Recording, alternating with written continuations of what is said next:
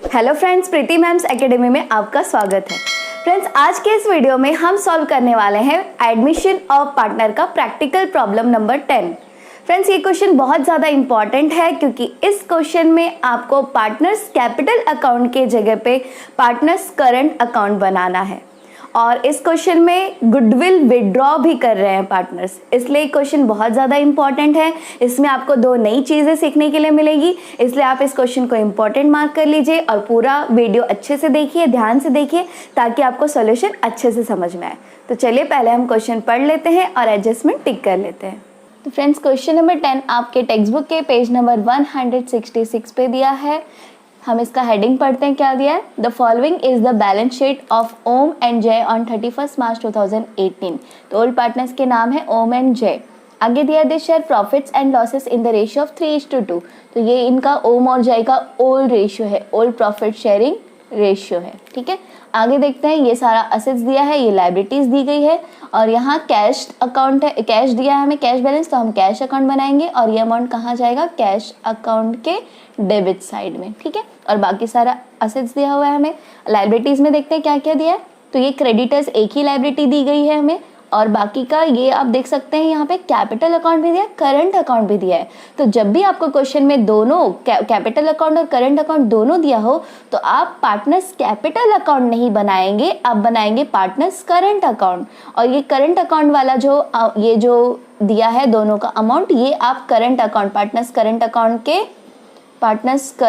Account के credit side में लिख देंगे। ठीक है, क्रेडिट साइड में।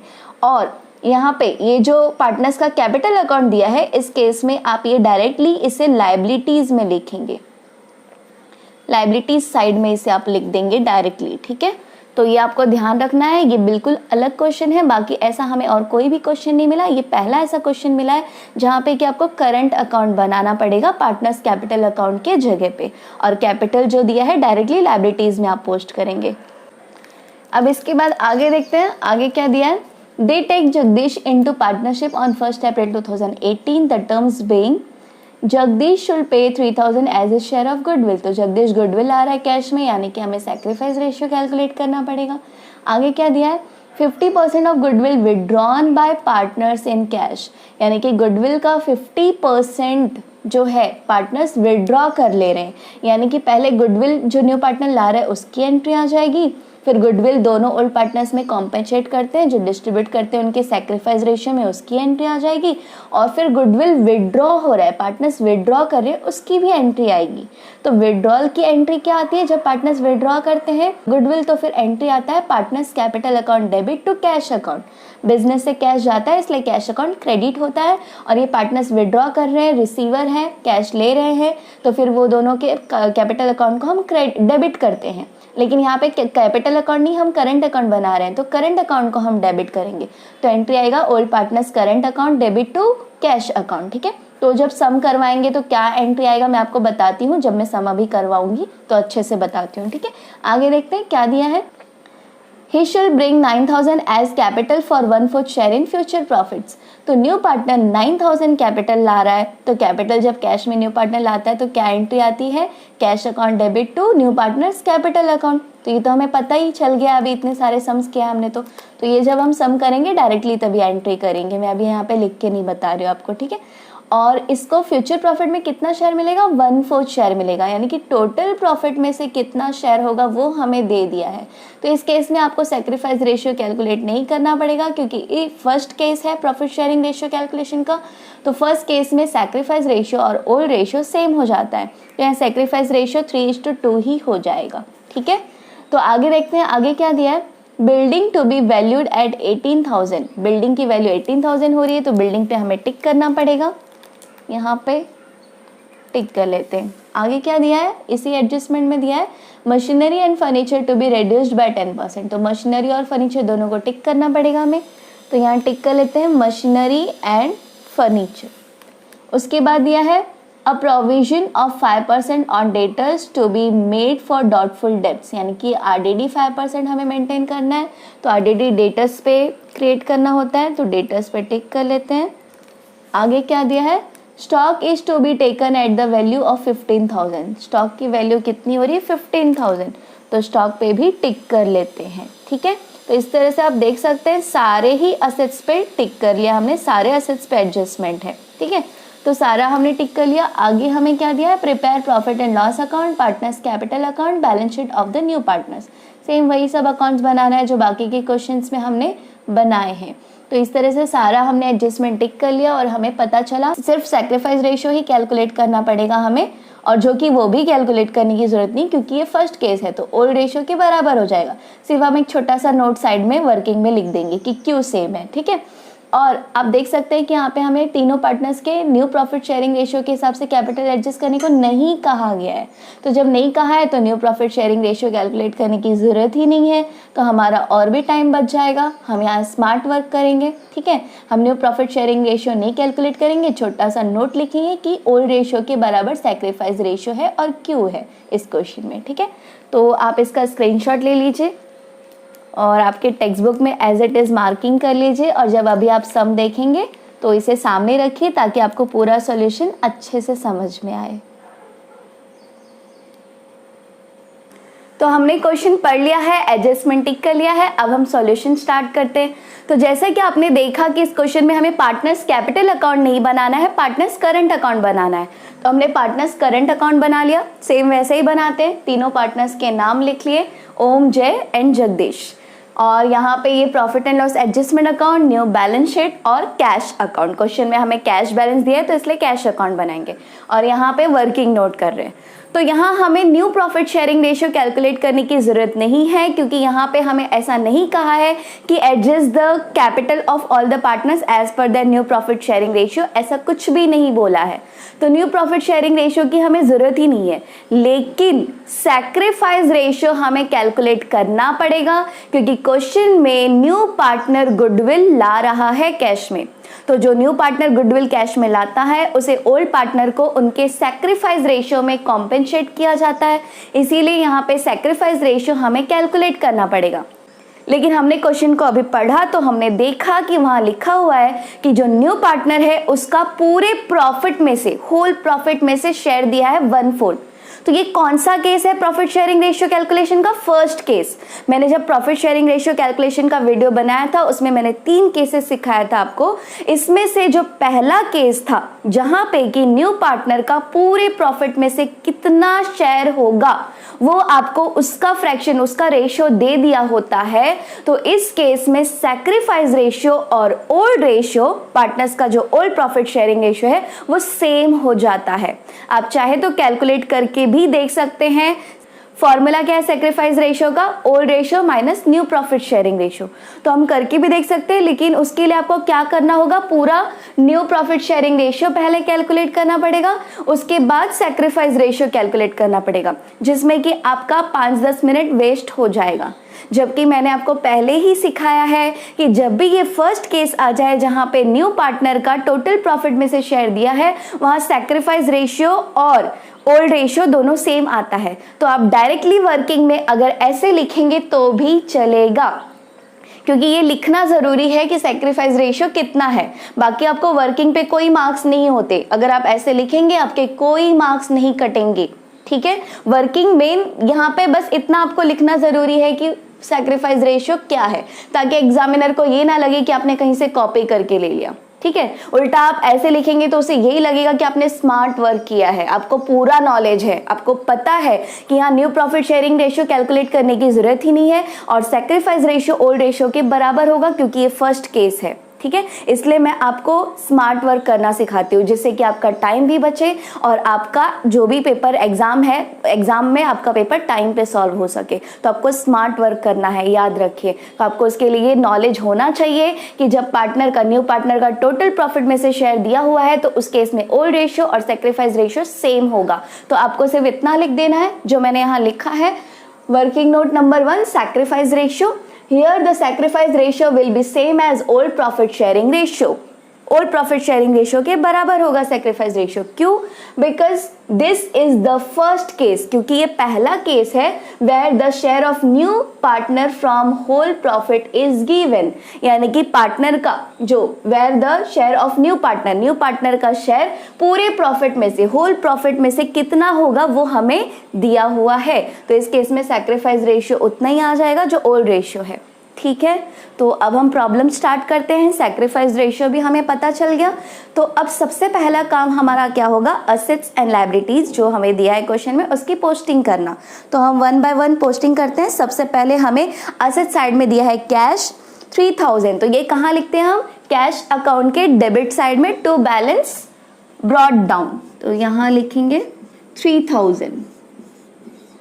उसके बाद नेक्स्ट हमें असेट्स दिया है दैट इज बिल्डिंग का अमाउंट दिया है 15,000 और इसके ऊपर एडजस्टमेंट है तो अमाउंट हम इनर कॉलम में लिखेंगे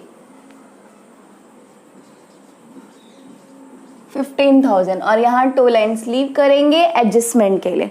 इसके बाद हमें दिया है मशीनरी पर भी एडजस्टमेंट है, इसका भी अमाउंट हम इनर कॉलम में लिखेंगे। अमाउंट दिया है 21,000 और 2 लाइन्स लीव करेंगे एडजस्टमेंट के लिए। उसके बाद दिया है फर्नीचर, तो फर्नीचर भी हम यहाँ लिखेंगे, इस पे भी एडजस्टमेंट है, अमाउंट हम इनर कॉलम में लिखेंगे। अमाउंट इज 900 और यहाँ पे भी हम 2 लाइन्स लीव करेंगे एडजस्टमेंट के लिए। उसके बाद दिया है स्टॉक हम यहाँ लिखेंगे, स्टॉक पे भी एडजस्टमेंट है और अमाउंट है 12,300, तो हम इनर कॉलम में लिखेंगे और 2 लाइन्स लीव करेंगे एडजस्टमेंट के लिए। उसके बाद दिया है डेटर्स भी यहाँ लिखेंगे और डेटर्स पे भी एडजस्टमेंट है तो अमाउंट हम इनर कॉलम में लिखेंगे 27,000 और 2 लाइन्स लीव करेंगे एडजस्टमेंट के लिए। इसके बाद आगे सारा लायबिलिटीज की पोस्टिंग करेंगे। तो लायबिलिटीज में हमें दिया है क्रेडिटर्स, तो क्रेडिटर्स कहाँ जाएगा, लायबिलिटीज में, और यहाँ से आपको कुछ लाइंस लीव करने हैं।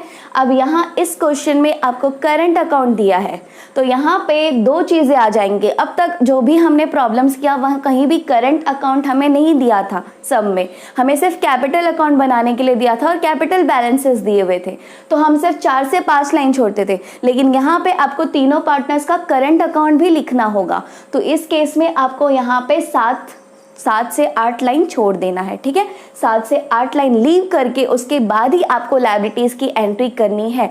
जब भी क्वेश्चन में करंट अकाउंट दिया हो तो ये चीज आपको ध्यान रखना है कि आपको ऊपर से 7 से 8 लाइन छोड़ देना है, उसके बाद लायबिलिटीज की एंट्री करनी है। ठीक है, तो यहाँ पे हम लिखते हैं क्रेडिटर्स और अमाउंट दिया है 30,000, इस पे कोई एडजस्टमेंट नहीं है तो अमाउंट हम आउटर कॉलम में लिखेंगे। इसके बाद दिया है कैपिटल अकाउंट। अब कैपिटल अकाउंट ये तो करंट अकाउंट है, कैपिटल अकाउंट होता था तो कैपिटल ओल्ड पार्टनर्स का जो कैपिटल होता था तो हम यहाँ लिखते थे, लेकिन अब ये कैपिटल अकाउंट नहीं है, ये करंट अकाउंट है, तो ये जो कैपिटल दिया है हमें ये कहाँ लिखेंगे, सेम जैसे हम पार्टनरशिप फाइनल अकाउंट में करते थे, जब करंट अकाउंट दिया होता था तो कैपिटल कहाँ लिखते थे, डायरेक्ट लायबिलिटीज में, तो हम वहीं लिखेंगे। ठीक है, तो यहाँ पे हम लिख देते हैं कैपिटल अकाउंट और यहाँ पे हमें 2 पार्टनर्स के कैपिटल अकाउंट दिए हैं ओम और जय के, तो यहाँ लिख देते हैं ओम एंड जय।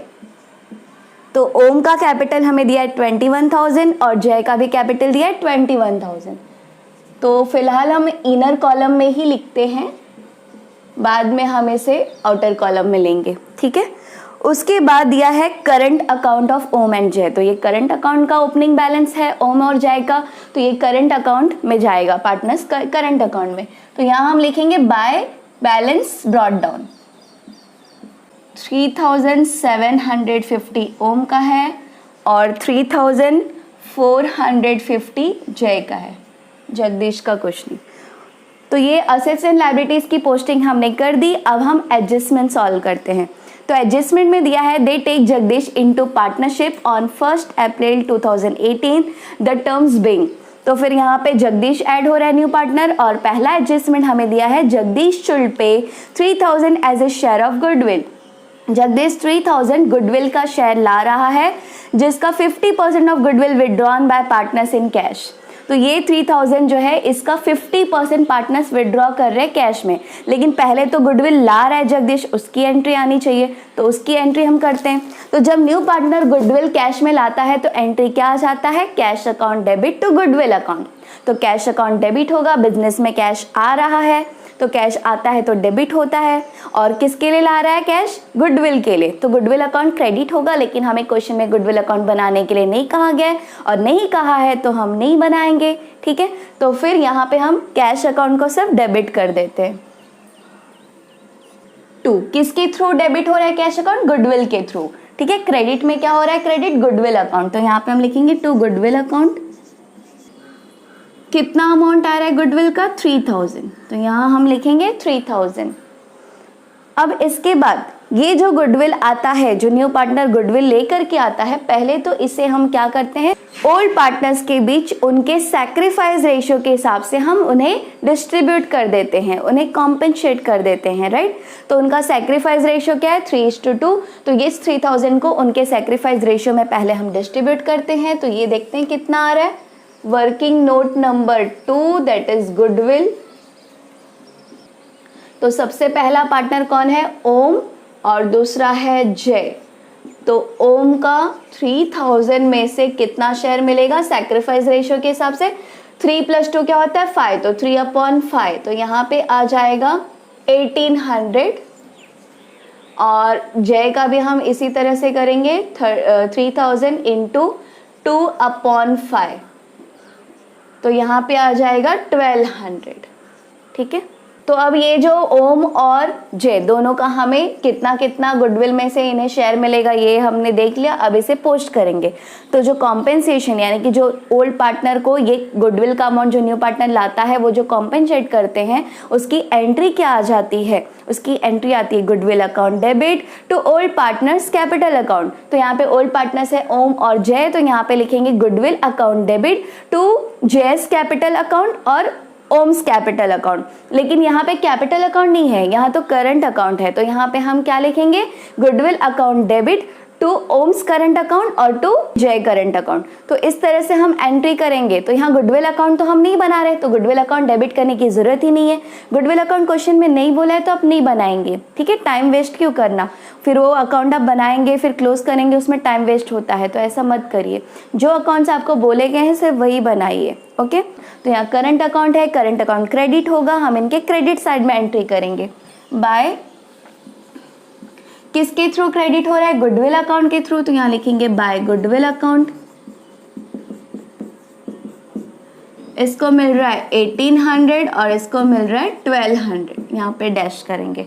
उसके बाद हमें दिया है कि 50% of goodwill withdrawn bye partners in cash, मतलब इस गुडविल का जो ये अमाउंट है 1800 और 1200, इसका 50% जो ओल्ड पार्टनर्स है दोनों वो विड्रॉ कर रहे हैं।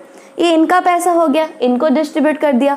तो अब ये चाहे तो इसे विड्रॉ कर सकते हैं, तो यहाँ अब ये चाहे तो पूरा भी विड्रॉ कर सकते हैं, आधा भी विड्रॉ कर सकते हैं, कितना भी कर सकते हैं। तो इन दोनों ने डिसाइड किया 50% विड्रॉ करने के लिए। तो जितना विड्रॉ करेंगे उतने की ही एंट्री आएगी।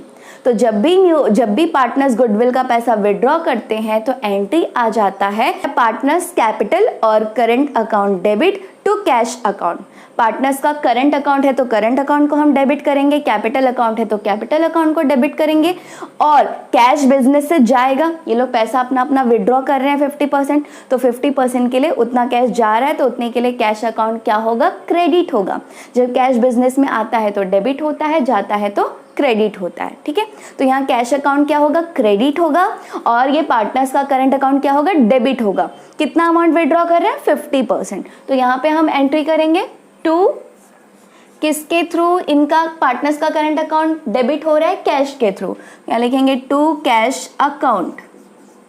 अब अगर आप देखेंगे 1800 का 50% ही ये विड्रॉ कर रहे हैं, तो 1800 का 50% कितना हो जाएगा, 900, तो यहाँ पे आ जाएगा 900। और जय का कितना है 1200, तो 1200 का 50% ये भी विड्रॉ कर रहा है, तो 1200 का 50% आ जाएगा 600, तो यहाँ पे लिख देंगे 600। और ये कैश अकाउंट इतना इतना कैश जाएगा बिजनेस से, तो कैश अकाउंट क्या हो रहा है, क्रेडिट हो रहा है। तो यहाँ पे हम इसके क्रेडिट साइड में लिखेंगे बाय, किसके थ्रू क्रेडिट हो रहा है, इन दोनों पार्टनर्स के करंट अकाउंट के थ्रू। तो हम लिखेंगे बाय ओम्स करंट अकाउंट और बाय जेस करंट अकाउंट, ठीक है। तो यहाँ पे लिखेंगे बाय, ये विड्रॉ कर रहा है 900 और जय विड्रॉ कर रहा है 600, ठीक है।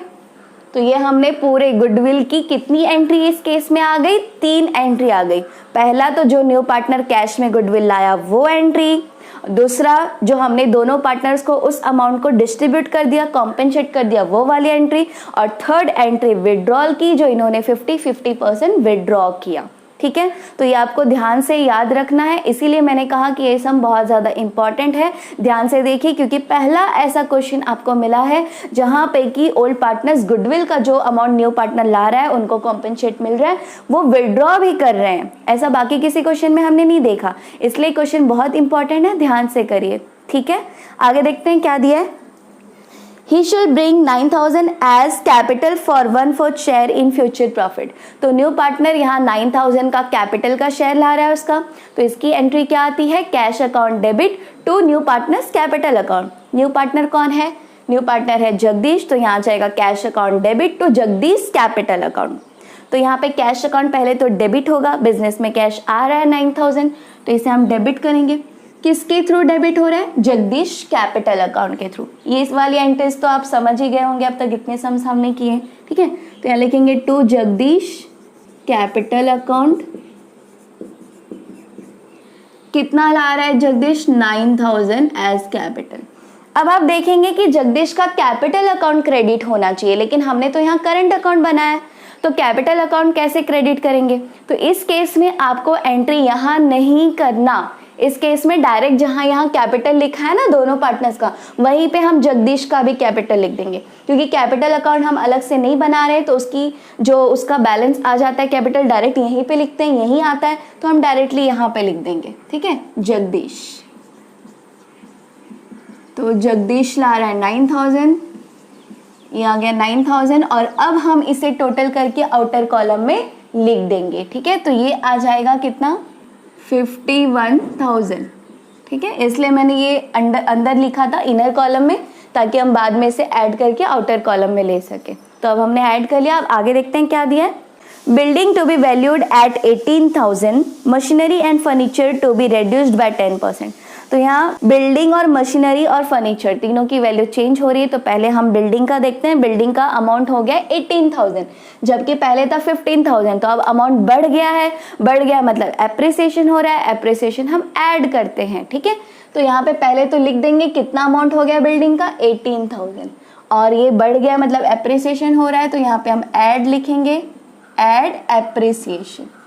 18,000 माइनस 15,000 अगर हम करेंगे तो कितने से अप्रिशिएट हो रहा है, 3,000 से, मतलब 3,000 से इसकी वैल्यू ऐड हो गई है। तो यहाँ पे हम 3,000 लिख देंगे, ठीक है। 18,000 माइनस 15,000, 3,000। अब ये 3,000 से बिल्डिंग की वैल्यू बढ़ गई एसेट की वैल्यू, मतलब खुशी की बात है, खुशी की बात। तो profit and loss adjustment account क्या होना चाहिए, क्रेडिट होना चाहिए। तो इसके क्रेडिट साइड पे हम लिखेंगे बाय बिल्डिंग अकाउंट। कितने से वैल्यू बढ़ी है, 3,000 से। उसके बाद हमें बोला है कि furniture, machinery and furniture to be reduced by 10%। Reduce हो रहा है यानी कि डेप्रिशिएट हो रहा है, मतलब यहाँ असेट का वैल्यू डेप्रिशिएट हो रहा है 10% से। तो डेप्रिसिएशन हम क्या करते हैं, लेस करते हैं। तो यहाँ पे लेस करेंगे तो वैल्यू कितना है, 21,000 है मशीनरी का, इनटू इसका अगर हम 10% निकालेंगे तो 2100 आ जाएगा। 2100 हमें क्या करना है, लेस करना है, डेप्रिसिएशन है, तो लेस करके यहाँ पे आ जाएगा 18,900, ठीक है। और फर्नीचर की भी वैल्यू लेस हो रही है, तो दोनों का पहले हम लिख लेते हैं, बाद में वहाँ पोस्टिंग करेंगे, ठीक है। तो यहाँ पे भी इसकी भी वैल्यू रेड्यूस हो रही है, तो लिखेंगे लेस डेप्रिसिएशन। डेप्रिसिएशन हो रहा है, 900 का फर्नीचर है, 900 का अगर हम 10% निकालेंगे तो आ जाएगा 90 रुपीज़। तो यहाँ आ जाएगा 90 रुपीज़, 90 रुपीज़ हमें लेस करना है, तो यहाँ आ जाएगा 810 रुपीज़, ओके। तो ये दोनों की वैल्यू क्या हो गई, रेड्यूस हो गई। मशीनरी का भी 10% से रेड्यूस हो गया और फर्नीचर का भी 10% से रेड्यूस हो गया। रेड्यूस हो गया मतलब असेट की वैल्यू कम हो गई, तो ये दुख की बात है। दुख की बात, तो profit and loss adjustment account क्या होगा, डेबिट होगा। इसके डेबिट में हम लिखेंगे टू मशीनरी अकाउंट। कितने से रेड्यूस हो रहा है वैल्यू, 2100 से। और फर्नीचर का भी टू फर्नीचर अकाउंट 90 रुपीज। ठीक है, उसके बाद देखते हैं क्या दिया है। तो यहाँ आगे दिया है fourth adjustment, a provision of 5% on debtors to be made for doubtful debts. तो यहाँ पे आरडीडी का इंफॉर्मेशन दिया है कि 5% आरडीडी हमें डिडक्ट करना है डेटर्स में से। तो यहाँ पे हम लेस करेंगे, आरडीडी हम लेस करते हैं। तो आरडीडी हमें कहा है 5%, तो 27,000 का हम 5% निकालेंगे। तो अगर इसका आप 10% लेंगे तो 2700 हो जाएगा। तो 5% लेंगे तो कितना हो जाएगा, 1350 रुपीज। ठीक है, तो यहाँ लिखेंगे 1350 और इसे लेस करेंगे तो लेस करके वैल्यू आ जाएगा 25,650। ठीक है, अब यहाँ आरडीडी मतलब डेटर्स का वैल्यू डाउन हो रहा है, असेट का वैल्यू कम हो रहा है, तो दुख की बात है। तो प्रॉफिट एंड लॉस एडजस्टमेंट के डेबिट में एंट्री जाएगा। यहाँ लिखेंगे टू आरडीडी 1350 रुपीज आरडीडी का वैल्यू। ठीक है, अब आगे देखते हैं आगे क्या दिया है। Stock is to be taken at the value of 15,000। Stock की वैल्यू 12,300 थी, अब हो गई 15,000, यानी कि वैल्यू बढ़ गई। तो एप्रिसिएशन हो रहा है, वैल्यू बढ़ गई तो यहाँ लिखेंगे हम ऐड एप्रिसिएशन, ऐड करते हैं, ऐड एप्रिसिएशन। कितना दिया है हमें, 15,000। अब वैल्यू हो गई 15,000, तो इसे आउटर कॉलम में लिखेंगे। और जब आप 15,000 में से माइनस करेंगे 12,300, तो यहाँ पे आ जाएगा 2,700।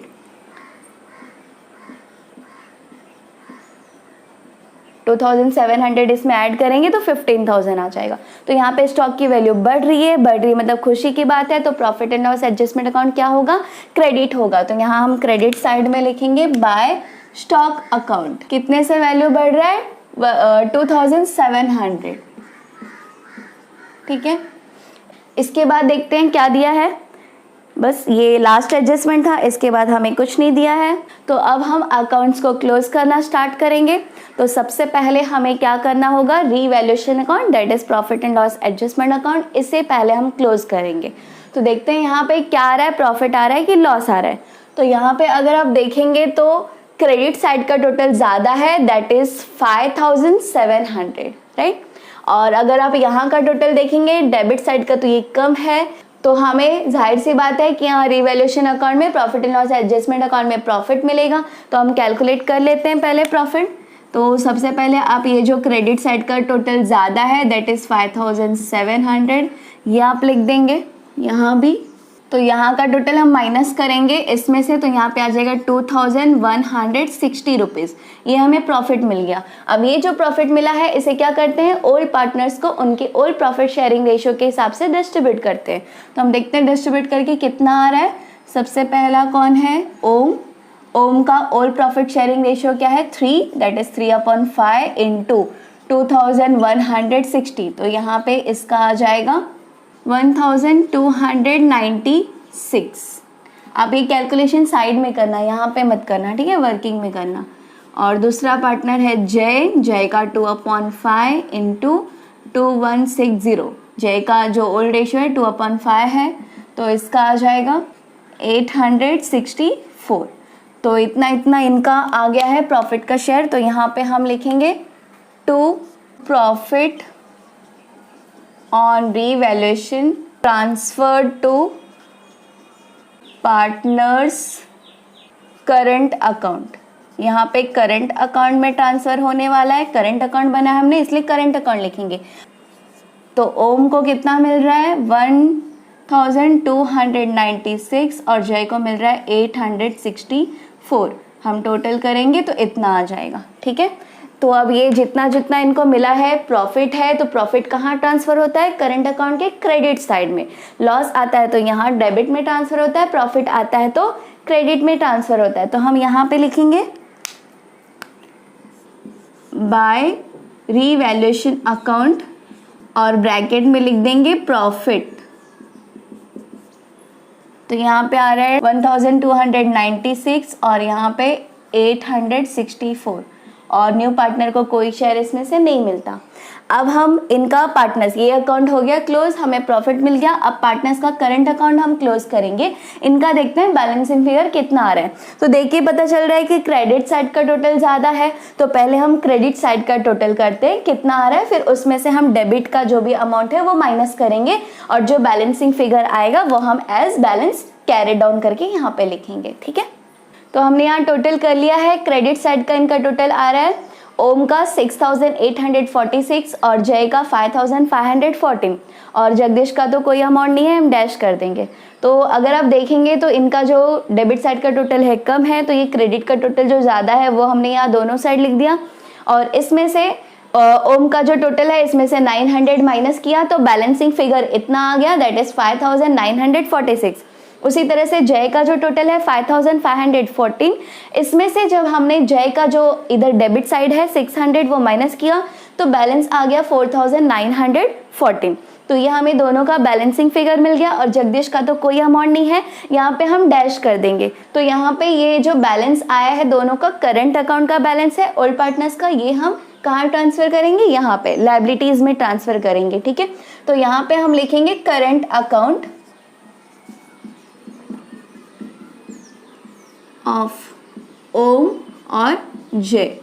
तो ओम का बैलेंस कितना आया है 5946 और जय का आया है 4914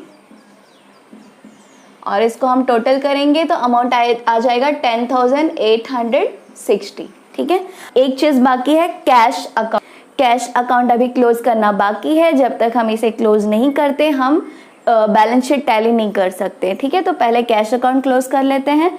तो यहाँ पे पहले आपको देख के समझ में आ रहा है कि डेबिट का टोटल ज़्यादा हो रहा है और क्रेडिट का टोटल कम हो रहा है, तो बैलेंसिंग फिगर हमें कहाँ आएगा, यहाँ पे क्रेडिट साइड में लिखना होगा। तो पहले हम डेबिट का टोटल करते हैं। तो यहाँ पे आ रहा है 15,000, तो ये टोटल ज़्यादा है, इसे हम यहाँ पहले दोनों साइड लिख देते हैं, दैट इज 15,000 और 15,000 में से ये 900 प्लस 600 कितना हो जाएगा 1500। तो 15,000 में से 1500 माइनस करेंगे तो बैलेंस कितना आएगा 13,500। तो यहाँ पे लिखेंगे बाय बैलेंस कैरिड डाउन आ जाएगा 13,500। अब ये जो बैलेंसिंग फिगर मिला है ये हम कहाँ लिखते हैं, असेट साइड में। तो यहाँ पे लिख देंगे कैश 13,500। ठीक है, असेट्स एंड लायबिलिटीज को अब हम टैली करेंगे और दोनों साइड का टोटल सेम आना चाहिए। तो देखते हैं कितना आ रहा है। तो टोटल आ रहा है 91,860, लायबिलिटीज का भी और असेट्स का भी हमारा टोटल टैली हो गया। हमारा आंसर करेक्ट है, आप इसका स्क्रीनशॉट ले लीजिए जल्दी। तो फ्रेंड्स क्वेश्चन नंबर 10 हमने सॉल्व कर लिया, जो कि इस पूरे चैप्टर का लास्ट क्वेश्चन था। और क्वेश्चन नंबर 2 और 5 अभी बाकी है। वो दोनों क्वेश्चन जनरल एंट्रीज पर डिपेंड था, इसलिए मैंने उसे लास्ट में रखा है। वो मैं आपको नेक्स्ट वीडियो में सॉल्व करवा दूंगी, क्वेश्चन नंबर 2, फिर उसके अगले वीडियो में क्वेश्चन नंबर 5 और उसके बाद हम न्यू चैप्टर स्टार्ट करेंगे, that is chapter number 4 retirement of partner. Chapter number 4 retirement of partner पूरा उसके जो थियरीज है आप देखेंगे तो इस चैप्टर से रिलेटेड है, सेम है। तो ये चैप्टर अगर आपने अच्छे से समझा है, सारे वीडियोस को देखा है, तो वो चैप्टर बहुत ही आसानी से आप सॉल्व कर लेंगे। ठीक है, तो उसका सॉल्यूशन भी हम फटाफट स्टार्ट करेंगे नेक्स्ट, इसके बाद का जो सेकंड और फिफ्थ क्वेश्चन हो जाएगा उसके बाद। तो फ्रेंड्स होप आज का ये वीडियो आपको पसंद आया होगा। अगर आपको ये वीडियो पसंद आया है तो इसे प्लीज़ लाइक कीजिए, शेयर कीजिए और अगर आपने अभी तक हमारे चैनल को सब्सक्राइब नहीं किया है तो प्लीज़ इसे सब्सक्राइब कर लीजिए और जिन्होंने सब्सक्राइब किया है उनको थैंक यू।